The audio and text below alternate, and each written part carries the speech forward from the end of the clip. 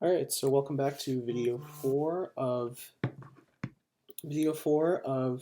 week 9 of Computers in the Studio. In the previous video we went over the timeline as well as keyframing. Now we're going to go over saving and exporting from Adobe AfterEffects.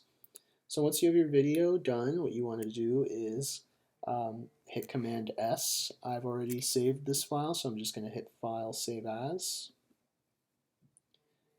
And you're just going to save your file and make sure that you're saving it with any other materials that you have used for this project.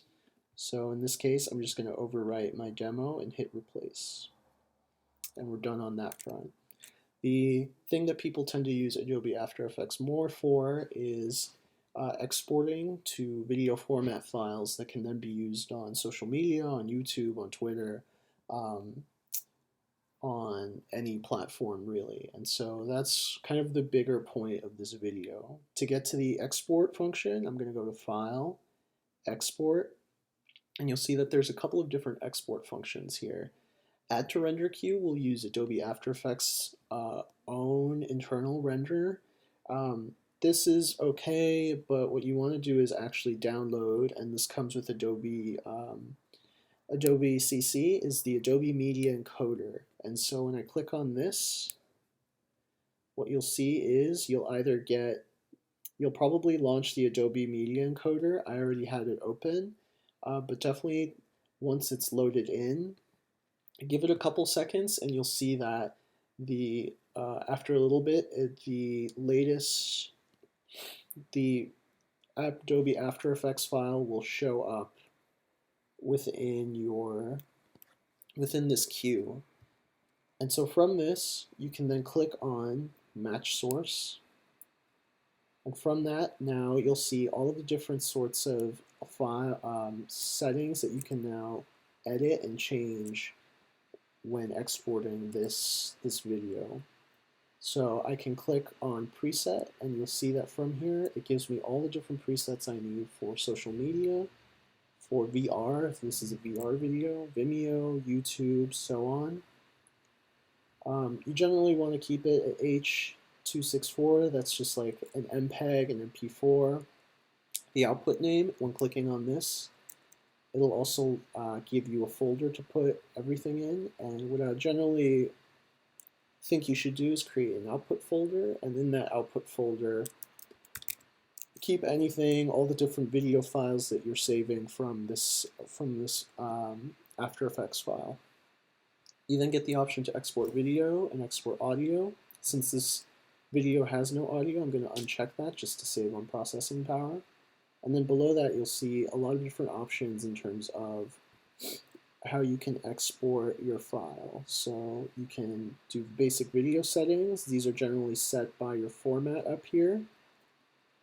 If you uncheck, then you can actually change from matching source and then now edit these things on your own.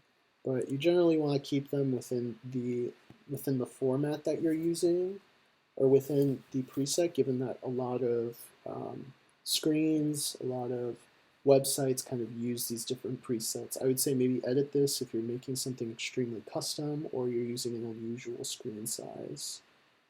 Similarly, through all of this stuff, I maybe wouldn't touch any of this at this point, but something you can get into later. You can edit audio as well, but there's no audio to edit. The multiplexer, captions, publish if you want the video to immediately go online, and then any sort of other effects that you want to add from the rendering.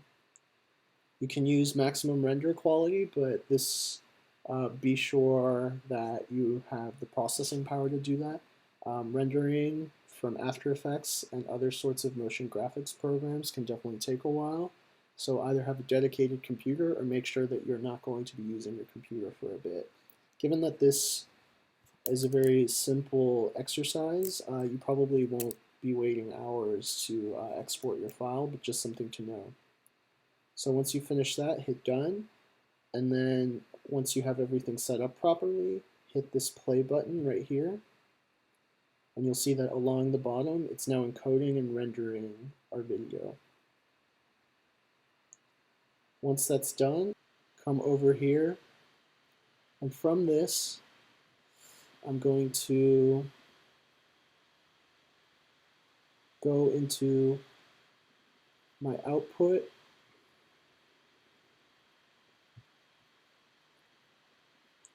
I'm going to go into my output, and you'll see that now my final video is here.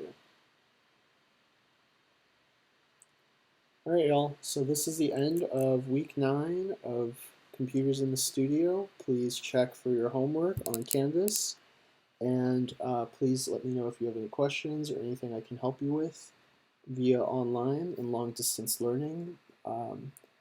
Let me know if you have any feedback of how to make these videos better or to help you out, and see you all next week.